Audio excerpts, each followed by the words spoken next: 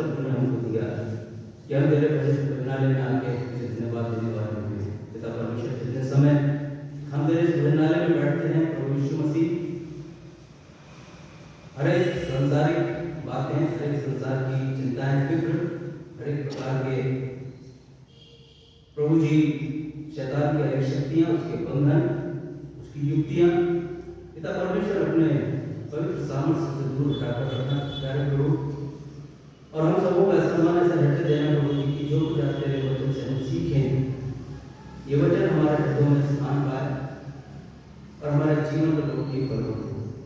आगे के हर एक पल को, हर एक क्षण को यीशु मसीह तेरे पवित्र सुरक्षाकारी हाथों में देते हैं। उस विनती को यीशु तेरे मधुर और मीठे नाम में हम आपको समर्पित करते हैं। आमीन। जैसा कि हमने पढ़ा कि वह पुरुष जो आत्मिक रूप से स्वस्थ और बलवान है, हम अपने इस शरीर को जो परमेश्वर पिता ने अपने स्वरूप में रचा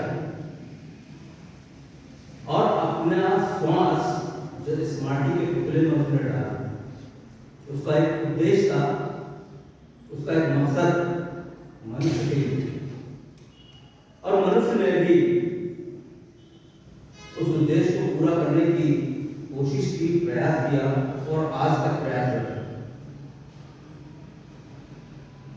लेकिन वो प्रयास और वो जो कोशिश है उसकी, वो अपने शरीर को स्वस्थ रखने के लिए, अपने शरीर को बनाए रखने के लिए इस संसार में किसी प्रकार का कोई दुख, कोई तकलीफ, कोई चोट, कोई परेशानी उसके शरीर को ना पहुंचे। इसके लिए आज तक इस वर्तमान समय में भी मनुष्य प्रयासरत है। वो अपने आप को कभी भी दुख में, परेशानी में, मुश्किल में, बीमारी में डालना नहीं चाहता। और यदि कुछ तकलीफ या बीमारी उसके जीवन में आ जाए तो उसको स्वस्थ रखने के लिए ना जाने कितने प्रकार के उपाय, कितने प्रकार के दवाइयाँ, कितने प्रकार की ऐसी शक्तिवर्धक चीजें जो हम लेते हैं, चाहे वो दवाइयों के रूप में हो, चाहे वो भोजन वस्तुओं के रूप में हो, चाहे फल के रूप में हो। निश्चित जानिए कि अगर थोड़ा सा भी तकलीफ हमारे शरीर में हो जाए तो हम उसको जल्द से जल्द ठीक करना चाहते हैं, तुरंत उसको चाहते हैं कि तुरंत इसमें हमको हमारे शरीर में आराम मिल जाए। बहुत लंबे समय तक हम अपने शरीर को दुख नहीं दे सकते, तकलीफ नहीं दे सकते, जल्द से जल्द हम उसको सुधारना चाहते हैं। और ना जाने पिछले समय में हमने देखा होगा कि पिछले 2 साल पहले जो किस प्रकार की संसार पर मुसीबतें आई, मनुष्य पर मुसीबत आई, परेशान रहे, और सिर्फ वो मुसीबतें मनुष्यों पर थी, किसी वस्तु पर नहीं थी, किसी पशु पक्षी पर नहीं थी, सिर्फ और सिर्फ मनुष्य पर। ये सोचने का विषय है, ये मनन करने का विषय हमारे जीवन के लिए कि मानव जीवन पर ये परमेश्वर ने ये परेशानी, मुश्किल क्यों दी।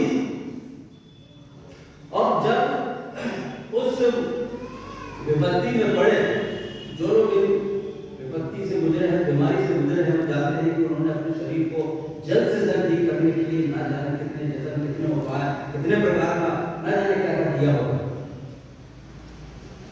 परमेश्वर की एक चेतावनी है हम सबके जीवन के लिए कि ये जीवन हमारी दृष्टि में तो अनमोल है, परंतु परमेश्वर की दृष्टि में और भी ज्यादा अनमोल है, बहुमूल्य है। वो चाहता है कि तुम्हारा शरीर किसी भी प्रकार से नाश ना हो। जब तुम अपने इस सांसारिक शरीर को बनाए रखने के लिए न जाने कितने उपाय करते हो, कितना परिश्रम करते हो, कितने प्रकार की आप दवाइयां लेते हो, न जाने कौन कौन से शरीर के लिए व्यायाम करते हो,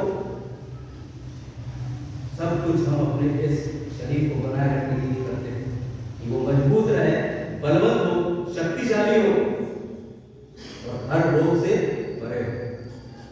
परमेश्वर का वचन यही बता रहा है कि हम आत्मिक रूप से आत्मिक शरीर को बनाने के लिए उस आत्मिक शरीर को हम क्या प्रयास करते हैं, उसको हम कितना स्वस्थ रखना चाहते हैं, कितना मजबूत बनाना चाहते हैं। यह हमारे लिए बहुत महत्वपूर्ण बात है। हमने अपने शरीर को तो स्वस्थ कर लिया, भला चंगा कर लिया,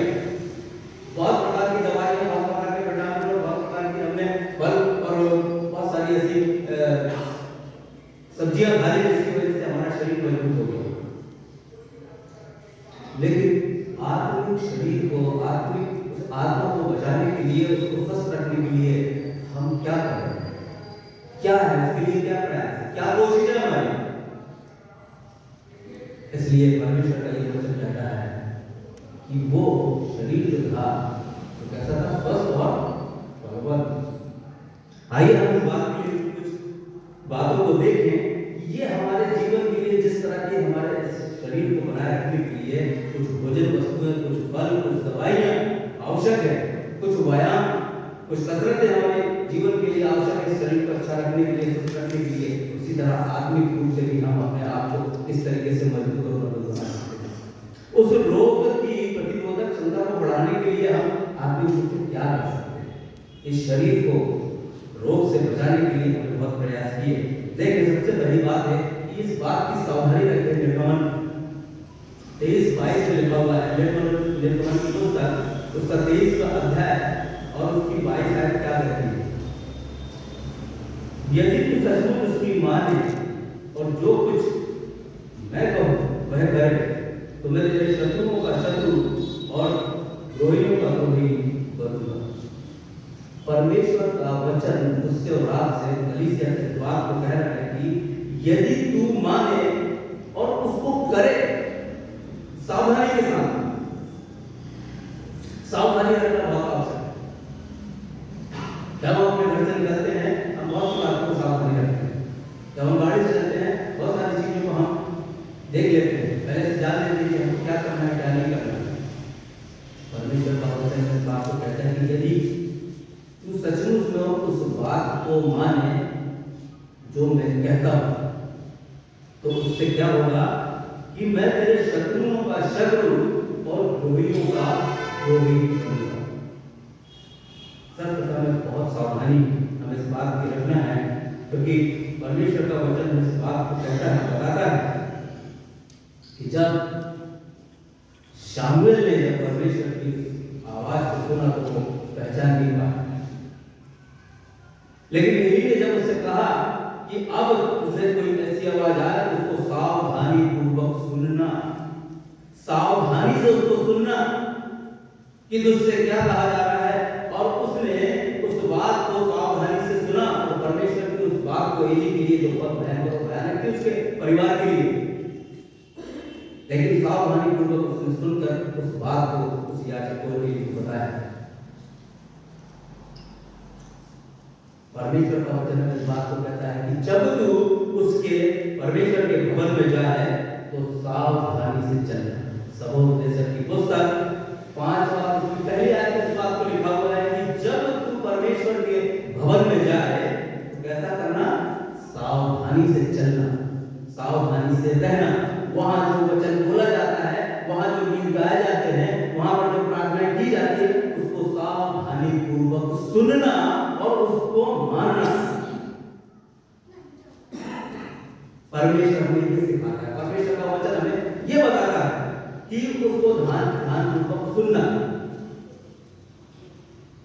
यदि हम उस वचन को, उसकी बातों को ध्यान पूर्वक सुनकर उसको मानते हैं, उस पर चलते हैं, तो निश्चित जानिए ये हमारे आत्मिक जीवन के लिए इस रोग की प्रतिरोधक क्षमता को बढ़ाएगी, हमारी शक्ति को बढ़ावा देगी। हम बहुत सारी बातों से बच सकते हैं, बहुत सारी आत्मिक शैतान के वार होते हैं, जो उसकी चाल होती है, उसके जाल होते हैं, उससे हम बचाए जा सकते हैं। बहुत प्रयत्न करते हैं, बहुत प्रयास करते हैं, क्योंकि परमेश्वर का वचन ये भी कहता है।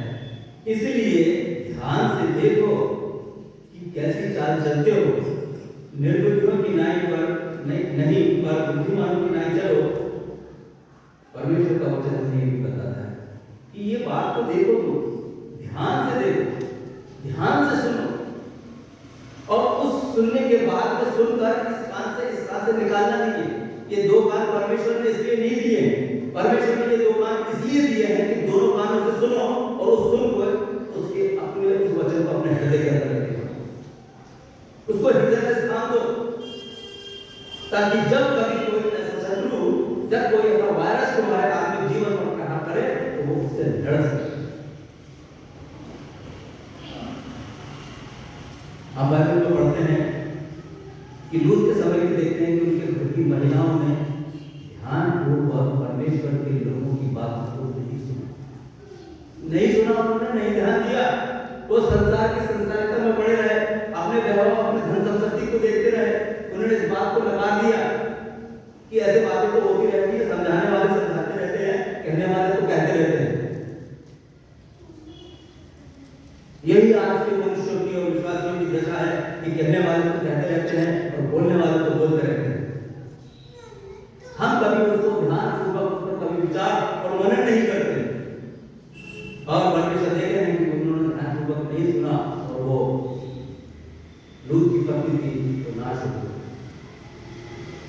उनकी बेटियों ने ऐसी दो जातियां उत्पन्न करी जिससे परमेश्वर कभी भी प्रसन्न नहीं हुआ, कभी भी प्रसन्न नहीं हुआ। ये काम हमको परमेश्वर को प्रसन्न करने के लिए करना है। हम अपने शरीर को प्रसन्न करने के लिए बहुत प्रयास करते हैं, बहुत कोशिश करते हैं, लेकिन उस शरीर के अंदर जो आत्मा है, जिसे परमेश्वर ने फूंका है, उसे भी सुरक्षित और भला चला रखना, उसे भी स्वस्थ रखना, उसको बलवंत बनाना। दूसरी बात हम देखते हैं कि अगर हम अपने इस आत्मिक जीवन को मजबूत बनाना चाहते हैं, उसको शक्तिशाली बनाना चाहते हैं, कि वो जीवन का हमारे जीवन का चरित्र है, हमारा चाल चलन कैसा है, हमारा चाल चलन। भजन संहिता 50 लिखता है, धन्यवाद के बलिदान का चढ़ाने वाला मेरी महिमा करता है, जो अपना चरित्र उत्तम रखता है, उसको मैं परमेश्वर का किया हुआ उद्धार दिखाऊंगा। वचन हमें बार बार चेतावनी देता है, बार बार हमारे आत्मिक जीवन के लिए उत्तेजित करता है। कहता है कि यदि तुम अपने चरित्र को उत्तम रखते हो तो मैं परमेश्वर का उद्धार दिखाऊंगा। यदि परमेश्वर के बड़े बड़े काम हमें अपने जीवन में देखते हैं तो हमारे चरित्र का उत्तम होना आवश्यक है, बहुत आवश्यक है। परमेश्वर और कहता है कि तुम क्या हो, चलती फिरती प्रभु की पत्री को पत्र जो तुम्हें पढ़ सके। और वो कैसे पढ़ा जा सकता है? वो मेरे और आपके चरित्र को देखकर, क्या आपका चरित्र कैसा है, आपका चाल चलन कैसा है, आपकी बोलचाल कैसी है, आपका व्यवहार कैसा है, उससे पहचान होती है आपके चरित्र की। परमेश्वर का वचन कहता है कि तुम परमेश्वर की पत्री हो, जो कि किसी स्याही से नहीं लिखी गई, किसी पट्टियों पे, पुस्तक पे, पेपर पे नहीं लिखी गई, परंतु परमेश्वर की आत्मा से आपके हृदय रूपी पटिया पर वो वचन लिखे गए। परमेश्वर के आत्मा के द्वारा चलती फिरती पत्री को हम देखते हैं कि जैसे हम देखते हैं कि जब दो लोग प्रार्थना कर रहे थे, एक फरीसी था और एक चुंगी लेने वाला था। और फरीसी की प्रार्थना तो हम जानते हैं, और ऐसी ही प्रार्थनाएं हम अपने जीवन में कई बार सुनते हैं। कई बार ऐसी प्रार्थनाओं को आपने सुना होगा, बहुत जोर शोर से, शब्दों से, कि परमेश्वर पिता मैं तेरे लिए ये करता हूँ, परमेश्वर मैं तुझे इतना दान देता हूँ, परमेश्वर मैंने तेरे लिए ये किया, परमेश्वर मैंने तेरे लिए वो किया, बहुत जोर से। लेकिन एक दूसरा व्यक्ति है जो अपने चरित्र के विषय में अपने चरित्र को सुधारने की कोशिश कर रहा है। उसने कहा मैं तो इतना पापी हूं कि मैं अपनी नजर और दृष्टि को उठाकर के लिए वो नहीं देख सकता हूं। ये उसके चरित्र की दर्शाती है कि कितना है। परमेश्वर हमें ये कहता है, वचन बार बार हमें ये बताता है, बार बार ये चेतावनी देता है कि धोखा ना खाओ, बुरी संगति अच्छे चरित्र को बिगाड़ देती है। धोखा ना खाओ, बुरी संगति अच्छे चरित्र को बिगाड़ देती है। बुरी संगति का मतलब, जैसे कि हमने भजन संहिता में एक पढ़ा, ना ठट्टा करने वालों की मंडली में बैठना। ठट्टा करने वाला तो आनंद लेते ही है,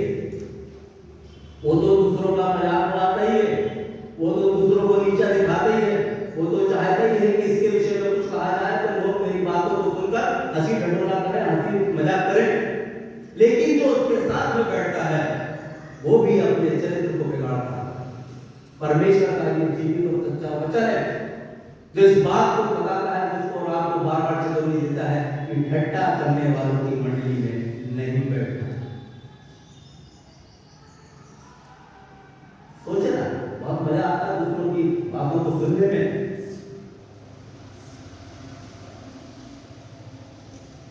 दूसरों की प्रशंसा में मजा नहीं आता है, आनंद नहीं आता है। आनंद उसमें आता है जब किसी की हंसी उड़ाई जाए, है ना, किसी का मजाक उड़ाया जाए, किसी को बुरा बोला जाए।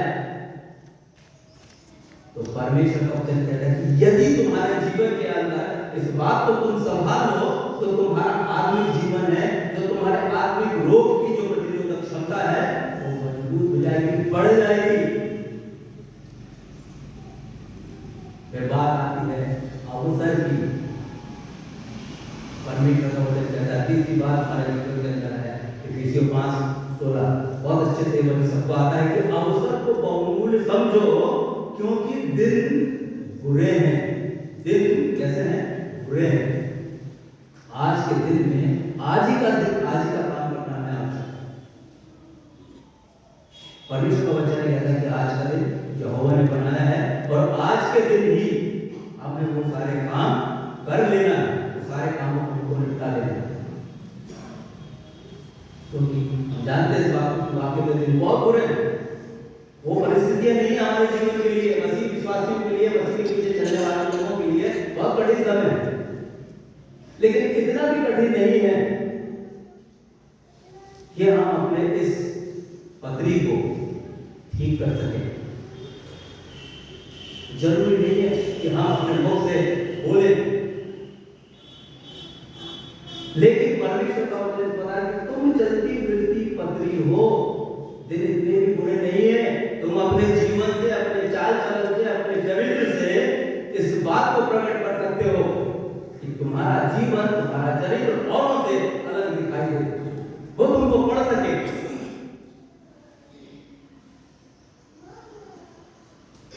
जब जीवन में सताव आता है, घबराता है, व्याकुल होता है, तकलीफ होती है, पर ये भूल जाते हैं यदि हम अपने आत्मिक जीवन की चिंता और फिक्र करते तो ये सताव हमारे उस आत्मिक जीवन के लिए दृढ़ता पैदा करता है। यही सताव हमें मजबूत बना, यही सताव हमारे जीवन के लिए विश्वास की बढ़ोतरी का कारण बनता है। दानियल के जीवन में एक बहुत बड़ी समस्या आ गई जब उसके नाम से फरमान निकल गया और राजा ने उस पर हस्ताक्षर कर दिए। तो इस परिस्थिति को हो सकता है वो कुछ और तरीके से ले लेता, परंतु उसने इस अवसर का लाभ उठाकर तुरंत अपनी कोठरी में गया और परमेश्वर पिता से प्रार्थना करने लगा। उसने उस अवसर का लाभ उठाया, घबराया नहीं। अब ये हो गया, क्या करूंगा, इसके पास जाऊं।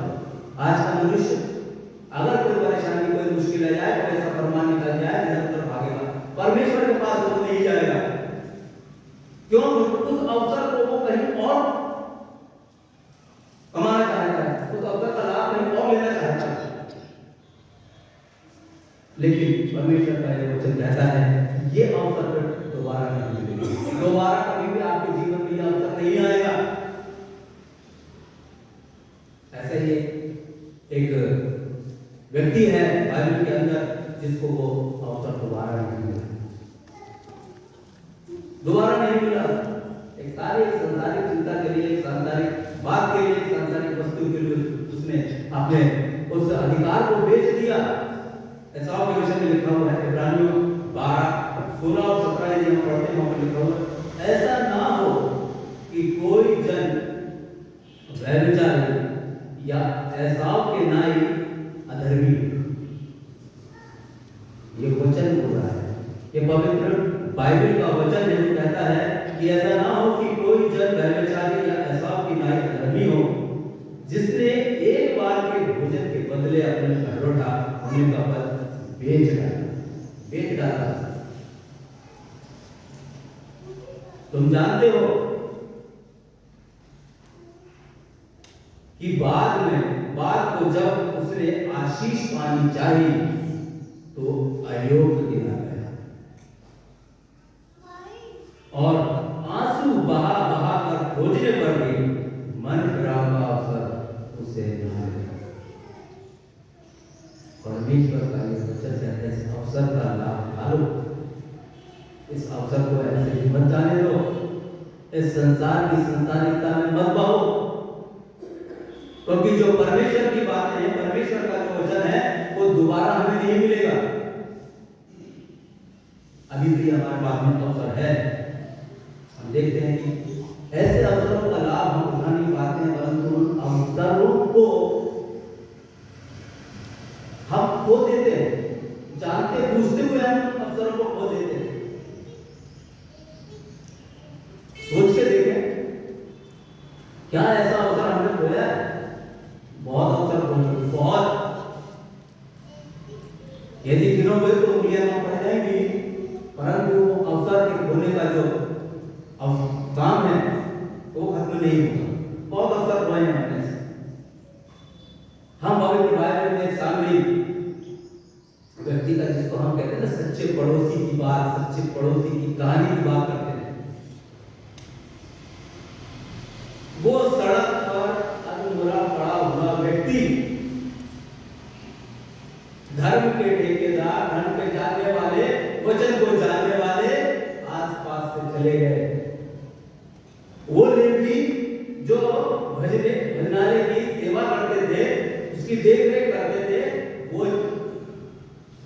कतरा कर चले गए। नहीं चिंता की, यह अवसर था उनके लिए। क्यों? क्योंकि वो तो याजक थे, वो लेवी थे जो भवन की सेवा करते थे, जो भवन की देखरेख करते थे, वो वचन का प्रचार प्रसार करते थे, लोगों को बताते थे। क्यों कतरा कर चले गए? क्यों कतरा कर चले गए? उस अवसर का लाभ वो न उठा सके, परंतु उस व्यक्ति ने अवसर का लाभ उठाया जो उसको जानता भी नहीं था।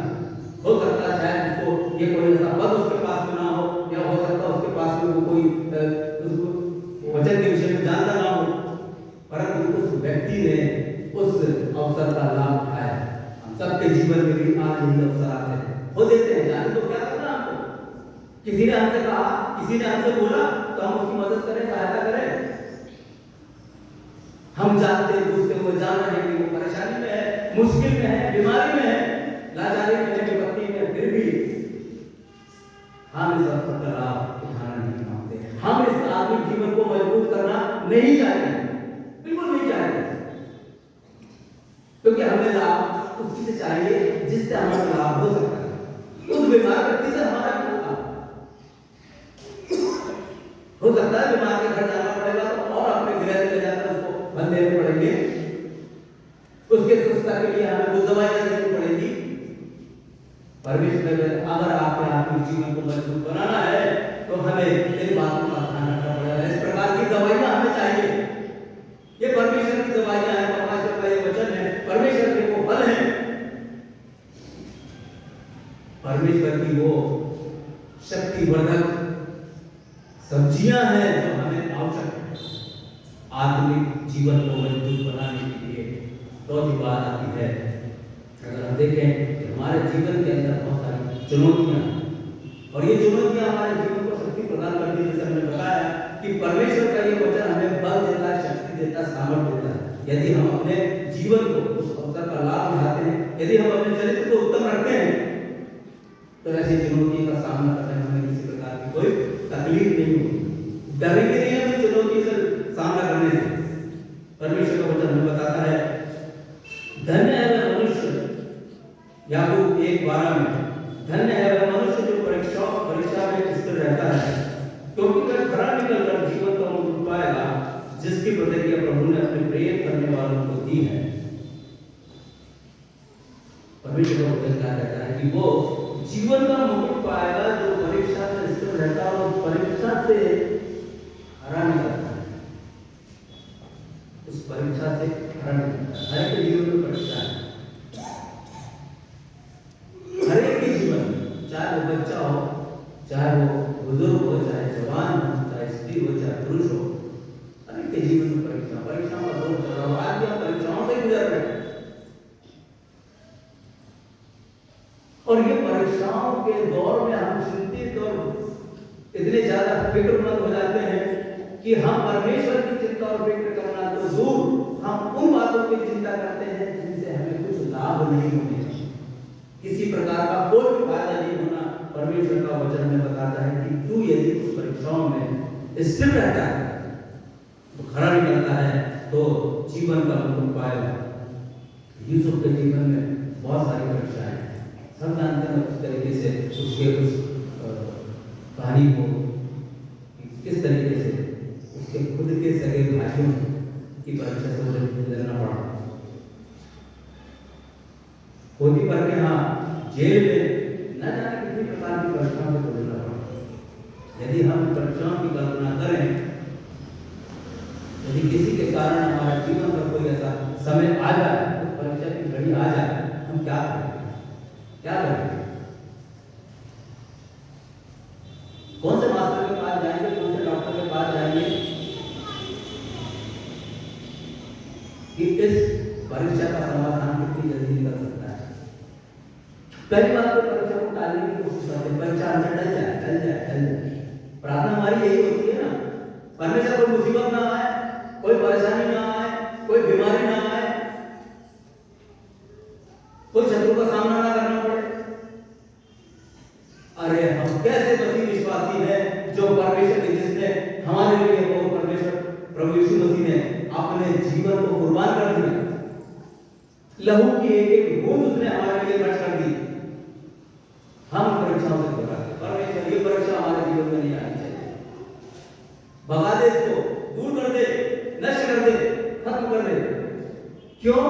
क्योंकि हमारे अंदर की आत्मिक जो प्रतिरोधक क्षमता है, रोग से लड़ने की क्षमता हमारी है ही नहीं, और अगर है भी तो वो कमजोर है।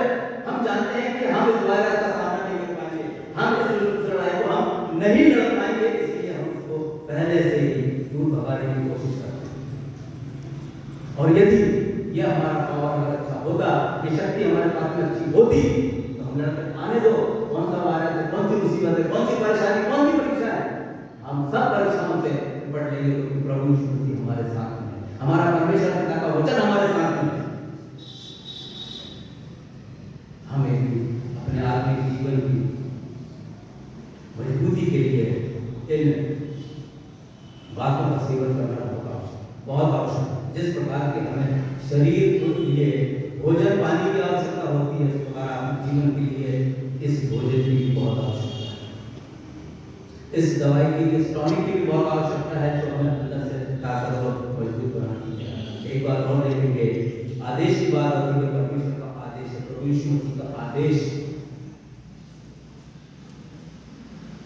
मेरी आज्ञा यह है कि जैसा मैंने तुमसे प्रेम रखा, वैसा ही तुम भी एक दूसरे से प्रेम रखो। परमेश्वर वचन कहता है कि जैसा मैंने तुमसे प्रेम रखा, वैसे ही तुम एक दूसरे से प्रेम रखो। ये बात हम बहुत अच्छी तरीके से जानते हैं प्रेम के विषय में, कि किस प्रकार का प्रेम मेरे और आपके जीवन में पाया जाता है।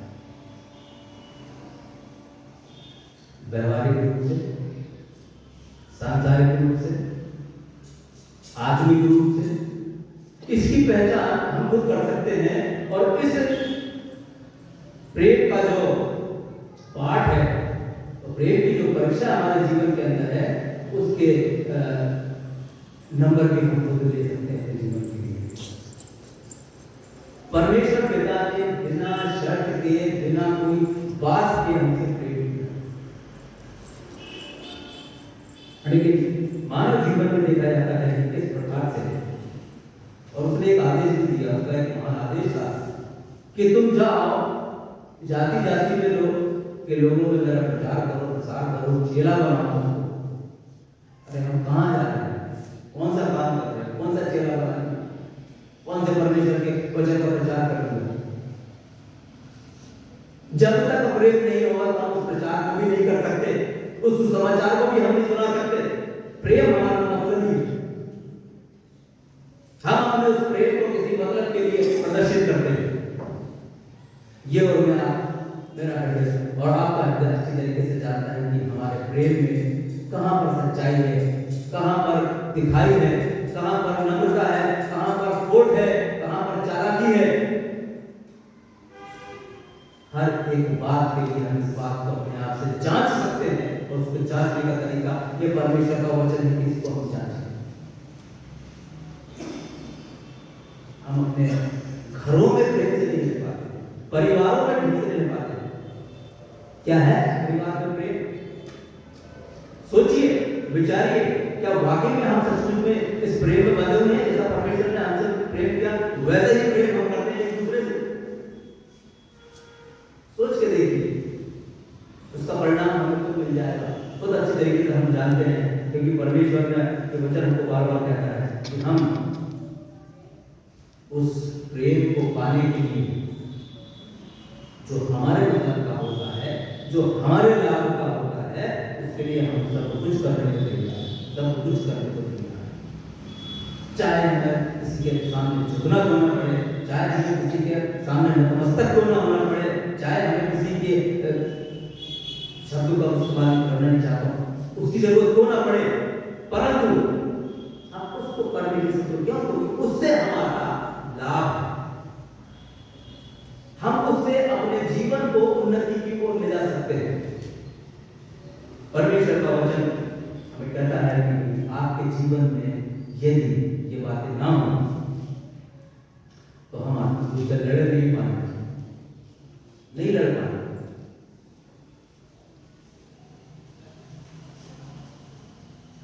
एक बात और, आदमी के जीवन के अंदर लगातार सुधार की आवश्यकता, सुधार लगातार। यानी कि आज हमने प्रण कर लिया, आज हमने इस बात को ले लिया कि हाँ ठीक है, आज से मैं ये करूँगा वो करूँगा, और आज के दिन खत्म। क्योंकि परमेश्वर का वचन, अभी आपने कहा कि परमेश्वर का वचन ये कहता है कि आज का दिन यहोवा ने बनाया है, और आज के दिन में ही आज का काम करना है, और आज का दिन हम ये कर लिए प्रभु यीशु मसीह। आज हम ये नहीं करेंगे, आज हम यहाँ नहीं जाएंगे, आज हम वहाँ नहीं जाएंगे, लेकिन कल जब हुआ तो फिर वो वचन हमारे लिए अतीत हो गया, गुजर गया वो वचन। परमेश्वर के लगातार सुधार, लगातार सुधार। हम अपने शरीर को बनाए रखने के लिए, बीमारी से दूर भगाने के लिए लगातार दवाइयों का, बातों का सेवन करते हैं। हम अपने शरीर को स्वस्थ रखने के लिए लगातार उन भोजन वस्तुओं का इस्तेमाल करते हैं। जितने दिन का कोर्स है, जितने दिन की दवाइयाँ हैं, उनको हम खाते हैं। जब स्वस्थ हो जाते हैं, क्या हमारा खाना बंद हो जाता है? क्या हम उन ताकत वाले फलों को लेना है, सब्जियों को लेना हम बंद कर देते हैं? हमारे शरीर के लिए आवश्यक है। यदि आप खाएंगे तो हमारा शरीर कमजोर हो जाएगा, अरे हम बीमार हो जाएंगे। जबकि परमेश्वर का वो वचन हम भूल जाते हैं। प्रभु यीशु मसीह ने कहा कि मनुष्य रोटी से नहीं, इस वचन से भी जीवित रहता है, इससे भी स्वस्थ रहता है, इससे भी ताकतवर रहता है। कोशिश करके तो देखें। कहता है कि हर दिन का सुधार होना जरूरी है। परमेश्वर वचन बता रहा है 2 कोरिन्थियों 13:5 में, अपने आप को परखो कि विश्वास में हो कि नहीं। अपने आप को जांचो, क्या तुम अपने विश्वास में यह नहीं जानते कि यीशु मसीह तुम में हो, नहीं तो तुम निकम्मे हो। पवित्र बाइबल का वचन ये कहता है कि अपने आप को परख लो, जांच लो कि क्या तुम्हारे जीवन के अंदर निरंतर सुधार हो रहा है, क्या तुम अपने जीवन को निरंतर सुधार की राह पर ले चल रहे हो। क्योंकि यदि तुम ऐसा नहीं करते, क्या तुम इस बात को नहीं जानते, क्या तुम्हें नहीं पता है, तुम बाइबल नहीं पढ़ते, तुम प्रार्थना नहीं करते, तुम वचन को नहीं सुनते, तुमने सभाओं में नहीं गए, बहुत सारे आत्मिक जागृति सभाओं में तुमने भाग लिया है, क्या तुम इस बात को नहीं जानते कि यीशु मसीह तुम में है। पौलुस कहता है कि वो उसकी देह को अपने शरीर में लेकर घूमता हूं, उसके दावों को मैं अपने शरीर में लेकर घूमता हूं। क्या तुम इस बात को नहीं जानते? क्या तुम नहीं जानते कि तुम परमेश्वर के मंदिर हो? सब जानते, सबको मालूम, सबने पढ़ा है, वही बात करना है। कहता है कि अपने आप को जांचो, नहीं तो वचन ही कहता है, ये मैं नहीं कह रहा हूं, वचन कह रहा है कि नहीं तो तुम निकम्मे निकले। ये विश्वास आत्मिक जीवन को परिपक्व, मजबूत बनाता, ताकतवर बनाता। आखिरी और अंतिम बात, चुनाव कैसा होना चाहिए। चुनाव की बात आती है किस प्रकार का होना कि आप जिस आधार पर चुनाव करते हैं वैसा ही जीवन जीते हैं, वैसे ही जीवन की शैली होती है। जो चुनाव आपने अपने जीवन के लिए किया है, नौवीं की 2 बहुएं थी, उनके चुनाव में से क्या जब मुसीबत आए परेशानियों में एक ने ये चुनाव कर लिया, अपनी सास को चूमा चाटा उसने और अपना रास्ता चुन लिया अपने गांव का, अब हमें नहीं रहना, हम जा रहे हैं। लेकिन जो दूसरी थी उसने अपने उस सास के साथ में उस गांव को अपनाया, उसके परमेश्वर को अपनाया, उसके लोगों को अपनाया, उसको खुद को अपनाया। चुनाव ये भी सही हुआ। उस स्त्री ने जो चली गई थी, अपने गांव चली गई, हो सकता है उसने परमेश्वर की बहुत सारी आशीषों को, बहुत सारी आशीर्वादों को उसने खो दिया, बहुत सारे वरदानों को उसने खो दिया।